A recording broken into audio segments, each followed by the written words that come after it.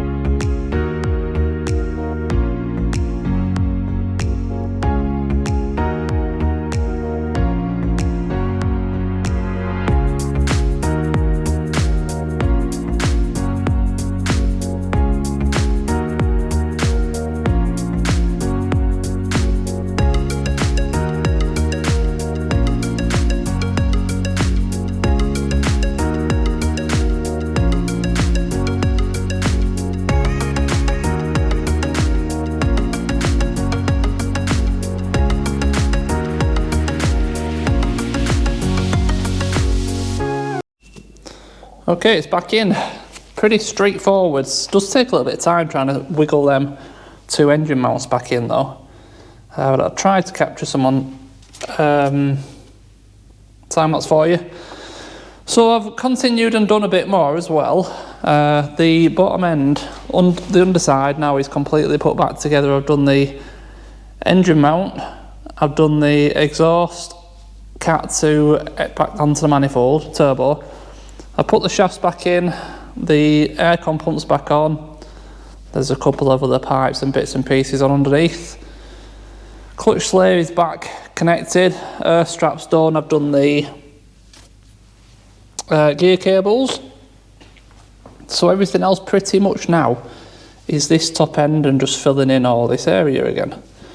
Underneath, though, I do need to remember I've not done the gearbox oil yet. Got all the service. I am sorry about this. I do apologise if the video is a bit just misjointed. It's extremely cold today. I think it's like -6, and the GoPro camera's just not playing ball at all. The battery's on 94%, and I've got to have it plugged in, otherwise it says the battery's low and turns off. Now there is some different types of batteries you can get for these GoPros that are better in the colder weather. I just haven't got around to getting one, so sorry if it's a bit misjointed. So yeah, gear cable's on. So we're left with, obviously, doing the gearbox oil underneath. I must remember to do that. We've got a couple of intake pipes. We have got battery tray, ECU, all this wiring to plug back up into the ECU. And a few other bits. So not much really, not much at all. So hopefully another half an hour or so, and we'll get some fluids in it. All new fluids, all new filters, and fingers crossed we're going to be okay. I didn't mention, I might have mentioned I had it off. The intercooler did have quite a bit of water in it. There's no corrosion in there, luckily. Cleaned it all out, and I've refit all that. Obviously that's on the bottom of the radiator, you can't see down there though. So everything's going to plan. So let's continue, get these last bits in there, and then hopefully the next thing we're going to be doing live on camera is starting this car up. And fingers crossed everything is alright. Last time it was, so I've no reason to think it won't. But yeah, these are all our remaining bits basically. Get all them bits in there. I've got a brand new battery as well for it, because we know the battery on it was knackered. The rear control arms haven't arrived yet. They're supposed to come today, but they haven't arrived yet. So yeah, like I said, not a lot of stuff to do. Let's get all them bits back in it and crack this thing up. Right. Everything's back in, as far as I can see. A few bits of trims, scuttle, just stuff that's not really important right now to go back on. And obviously we need to do the oil and the engine oil and gearbox oil. I put the air filter in, oil filter obviously as well. So that is what is next. I'm not even sure if there's any oil in this engine, so I'm going to pull the sump plug, see if anything comes out, and then obviously whilst I'm under there, 1.9 litres of gearbox oil,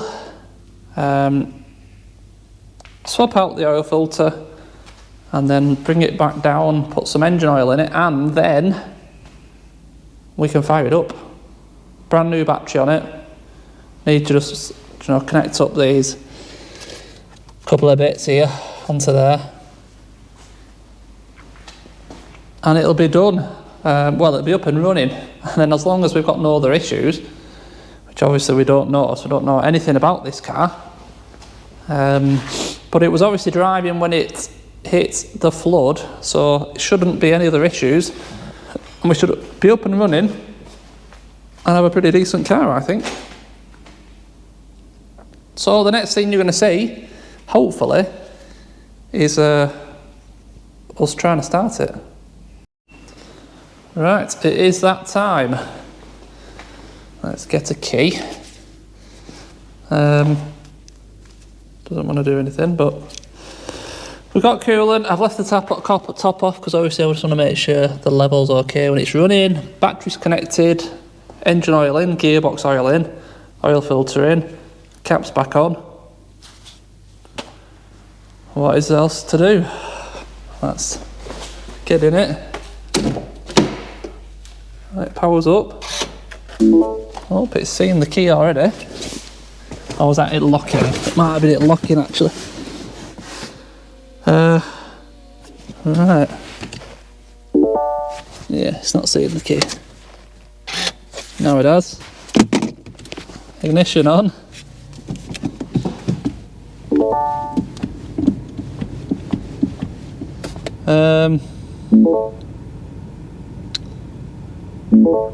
Should we see what happens? Not a lot. Alright, because it's lost the key again. Contain collision warning. Not key detected. Engine can be started.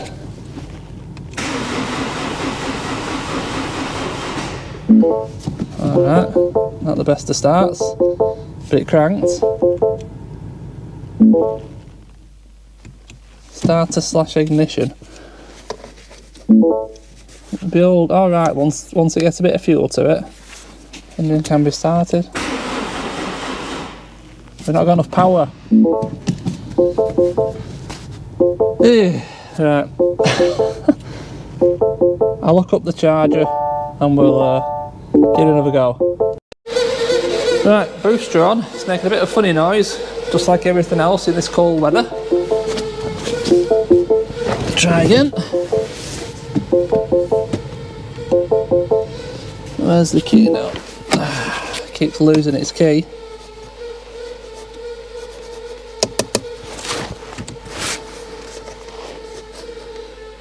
Come on.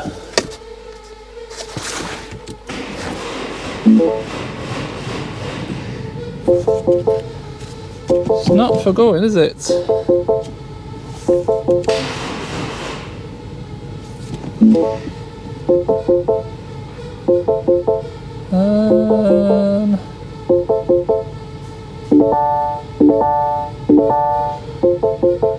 The only thing now I can think is that starter motor is not very happy.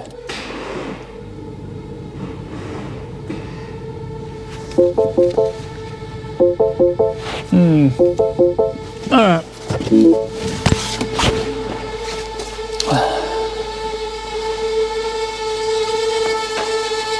Yeah. Well, can you see the smoke? I can smell it. I don't know if you can see the smoke, but that starter motor's ghost. Woohoo! Let's have a look. You see it? Let's turn that off. Take that off. And that off. Let's pull this away. I feel I should probably disconnect that negative quickly.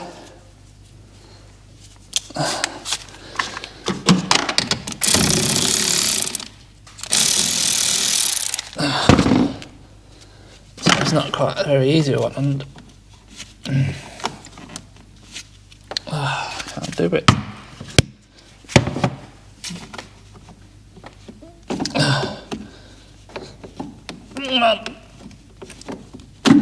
There we are. Right. Shall we have a look under it and see what's going on? Luckily these are very easy to change.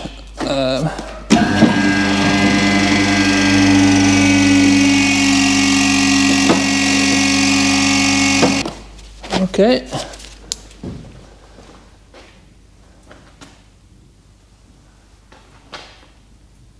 Coolant leak from somewhere. That's annoying.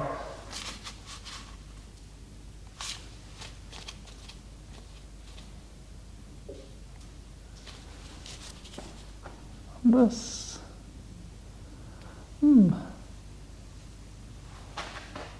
He's fine that coolant, mate. It's going to really annoy me. But yeah, it would seem like we've got an issue with this starter motor, which I'm not surprised with, really. To say it was well and truly drenched. I had to fill it with WD-40 to make it actually spin. But the motor's just obviously given up the ghost, I think. So let me look into how I can get a start motor for this now, and I'll update you shortly on this coolant leak as well. Right then, I've got a starter motor. There it is. It is second hand because, believe it or not, I've got someone coming tonight to look at the cars I've got. So I want this running today. It's from Mintec in Bury. They specialise in breaking minis. And I met a subscriber outside actually, Ali, so nice to meet you again. Appreciate you watching the videos. And yeah, let's get this starter motor swapped over. I said luckily on these it's very easy. It's just two. That's still dripping that. I couldn't see what it was up there. I'm gonna have to have another look. Anyway, yeah, there's just two cables. Looks like a 13 and a 10mm, and then 3 bolts. It just slides out. So I'm just gonna get that done with quickly off camera. I need to deal with this coolant leak, but I want to see it run, and then I might have to take the airbox back out to have a look at this coolant leak. So I'll fly through. Oh, that's oil I spilled that oil. I'll just get this starter motor swapped over, and we will give it another go on the old first start thingy. Fingers crossed, this is the solution. Okay, starter motor's on, and I found the source of the leak. Not sure if I can. Oh yeah, I can. I'll show you quickly. If you look, I don't know if you'll be able to see, on the end of the block, see that black plug? Well, that shouldn't be there. I put that in just to try to stop the coolant for now, but it should be an actual aluminium blanking plug, which if we look at the old engine, is that, but it's absolutely welded in there. As you can see, I snapped the end of it. So I need to order one of them blanking plugs. But well, like I said, what I've done, I just found something just to plug it. Obviously I can't pressurise the coolant system, so we're going to leave the cap off. But there's enough coolant in there just to start it up and let it run for a couple of minutes, just for my peace of mind more than anything, that we're all okay with the engine. So that is what we're going to do right now. Battery's back on. Alright, fingers crossed it was the starter motor. We will know pretty sharply if it was. Ready? Flipping key. What have I done with that now? What have I done with the key now? Oh. I left it in here. Not put it on there, no. There's the key. Key found.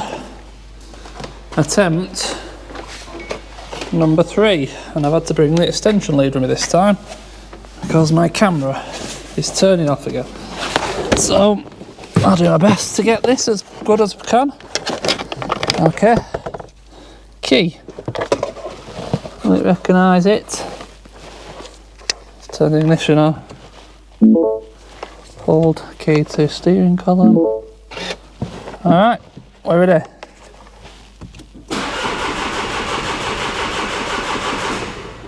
It's cranking properly now. So we're going to get some fuel pressure.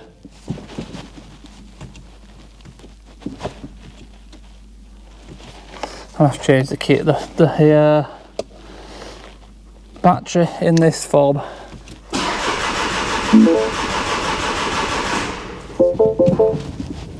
At this point, I think we need to be checking fuses.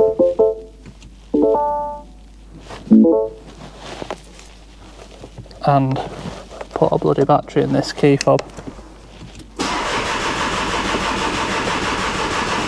Because I don't hear a fuel pump priming either. So,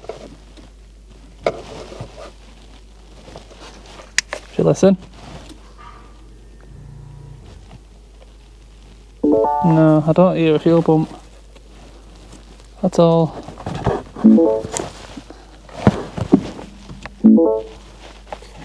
And this key is doing my head in.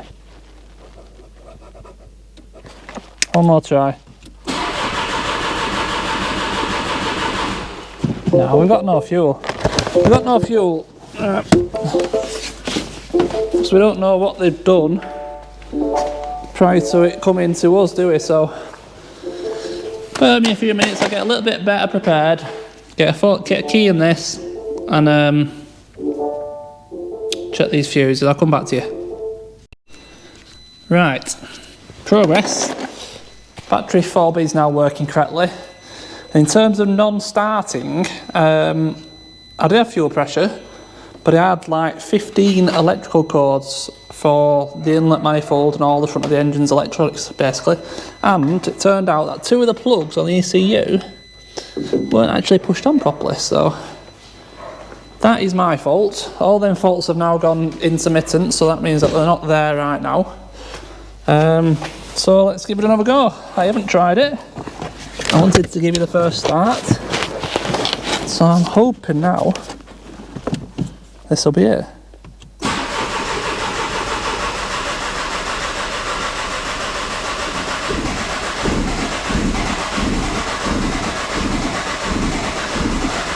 It's trying.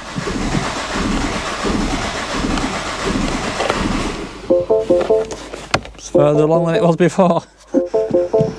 It's coughing and splutting a little bit, perhaps just trying to get the air out of the injector pipes. Give it another go.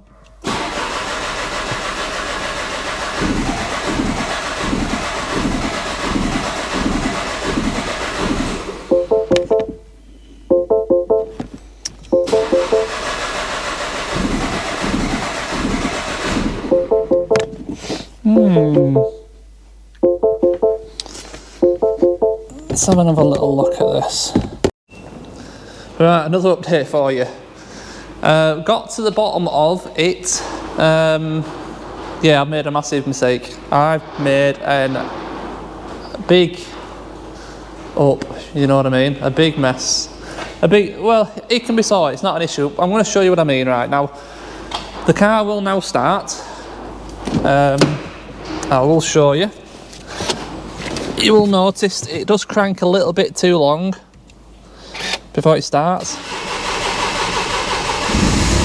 But it starts up, it runs spot on, but we do have an engine management light on, and eventually it will bring up a message saying, well, it's doing it now, drivetrain possible to continue journey, full performance not available. So basically it's in limp mode. Revs up fine, engine sounds spot on, right? But basically the reason why it wasn't starting before was because I was getting no signal from the crank sensor, right? Your crank sensor basically, along with your cam sensors, tells the engine that it's in time, so the timing is correct, to make sure the engine can't destroy itself basically. Now eventually the car put itself into like a safe map because of this non-communication with the crank sensor. Eventually they just run just using the cam sensors, and they put it into a safe map so it'll run but it's reduced power. So I messed around for a while trying to figure out this crank sensor issue. Now this is a crank sensor minus the cover that goes over it. This basically, if we look at the old engine, the cover is still in this engine, so it's a bit hard to see, but down that hole there is where your crank sensor slides down and picks up a signal off the end of the crank. On the end of the crank behind the flywheel, there is a ring with magnets in it. This picks up the magnets, and that's how it tells the correlation between the crank and the camshafts with the 3 sensors. So your 2 camshaft sensors is one's there, one would be in that hole. And basically, I haven't fit the reluctor ring from behind the flywheel. So if we now just quickly pull off this old flywheel, should be pretty simple. I need 2 hands. I don't want to round the fixings. That's the last thing we need right now, is to round them heads. So pull that there a sec. I'll just pull this flywheel off, and hopefully, wow, they're tight.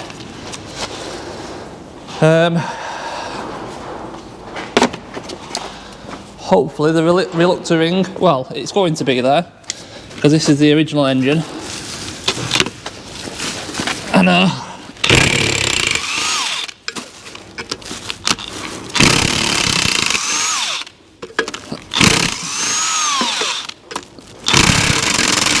No. Nope. This is a disaster. Alright, it's killed my bit. My bit's killed.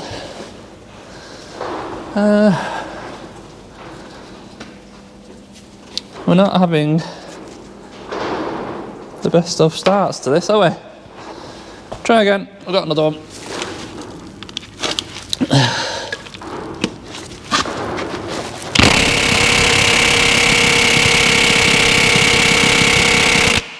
Wow.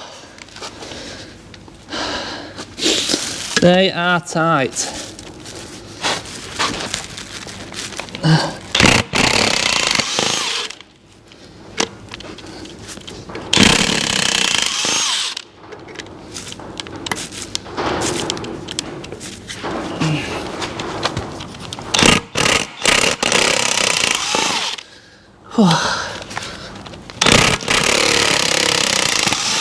I got just one that it won't get out.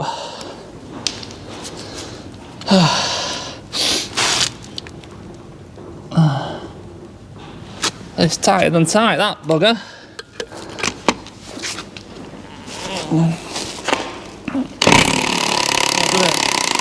It's come out. It's weird.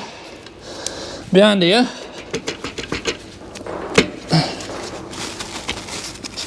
I remember this is the engine that was sat in water, so everything's a bit tight with corrosion. Won't normally be this difficult to get off.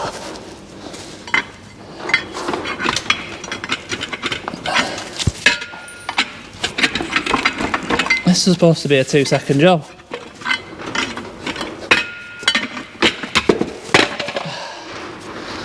That's that, and there we have the reluctor ring.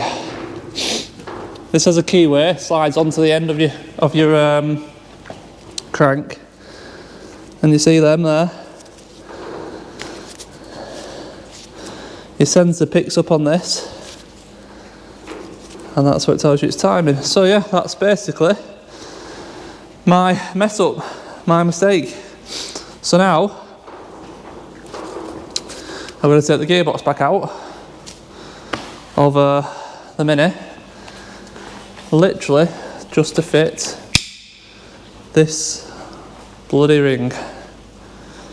What an idiot. It's a mistake on my side, but I mean, I didn't even know to look for it, never mind miss it, but it is what it is. So yeah, I'm going to get the car, I'm going to get up on the ramp now, get as much of this done as I can, today. I've only got a couple of hours. It's Saturday today, so I haven't got all day. But I want to make a start on it so that on Monday morning I'm a lot closer. Otherwise, it's just going to bug me all weekend. So I only figured this out last night, late on last night, Friday night. So a few hours messing around now. I'm not taking the engine out. I'm just going to drop the gearbox side. There's some aluminium subframe pieces you've got to take out. It's doable, but yeah, it's just a pain because all the battery trays are going to come back out again. And I'm it's just taking extra time in it. But my fault. Anyway, I'm not going to mess around with the camera on this. You've seen me take the engine out and back in. I'm just literally redoing a lot of the same stuff again. So I'll get on with it, and hopefully when I come back to this video for you in a few seconds, fingers crossed it's going to be sat here without an engine management light on and running full power, so fingers crossed. Right, what a waste of a good half a day. Gearbox has been out, I've fit that reluctor ring, and this is now, fingers crossed, this car over the line. Let's see what happens now. Keys in here, just light it all up, ignition switched on. We have a clutch pedal. Started up instantly. Not concerned about the engine management light because obviously they'll have stored faults at the moment. But before the reluctor ring was on, it would crank a good like 5 seconds before it started, and that was instantaneous. Sounds better as well. Sounds a lot better. Let's move it forward. Lovely bite of the clutch, that, nice and low.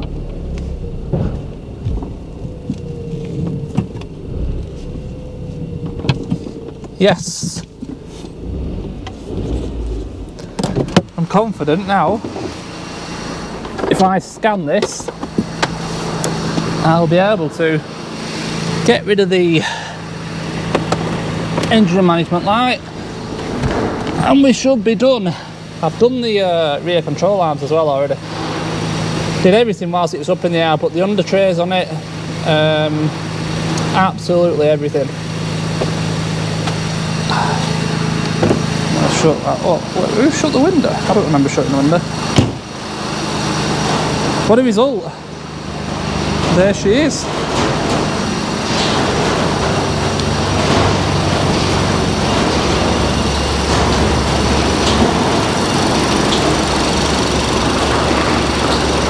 Good stuff.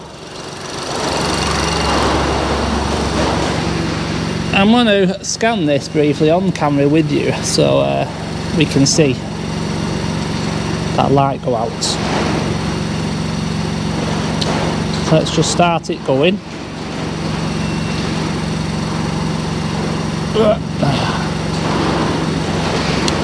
In fact, I think I recall it being really quick, so let's just get in. So you see management lights on.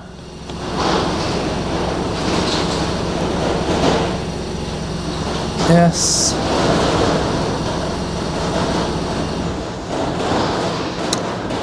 Don't be concerned, it's the actual scanner that turns the car off. That's why it just shut down on its own.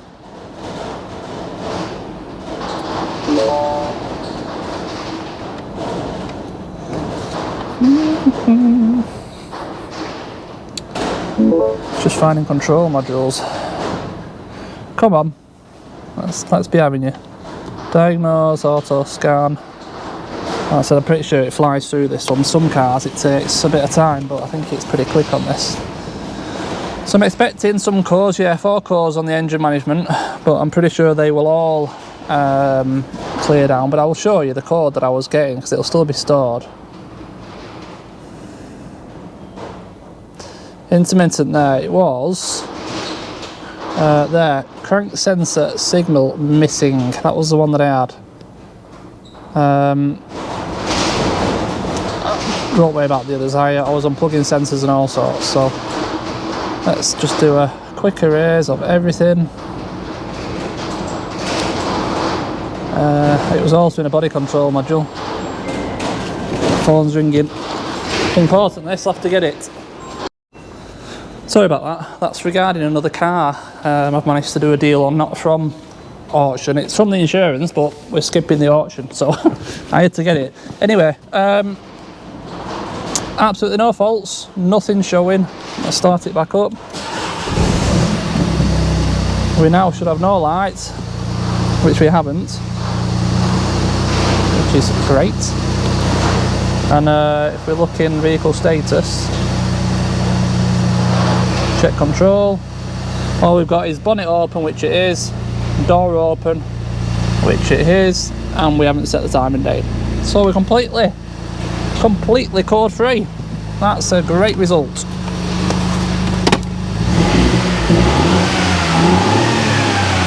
Revs up now, it won't rev over 3,500 before either. So what I'm going to do now is give it a good clean, so you can see it, you know, as it will be.